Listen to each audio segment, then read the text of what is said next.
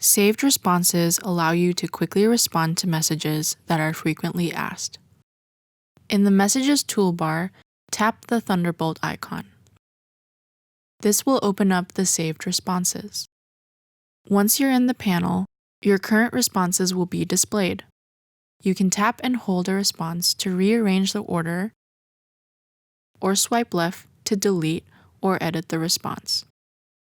You can create a new response by tapping Create, or manage your current ones by tapping Manage. You can also rearrange the order, edit, and delete the responses from here. You can also create a new response by tapping the Compose button on the upper right-hand corner of your screen. I'll create a saved response asking for my client's current budget, then tap Create. By swiping left on the responses, I can delete it as well. To use the Can response, tap the Thunderbolt icon and tap the response desired.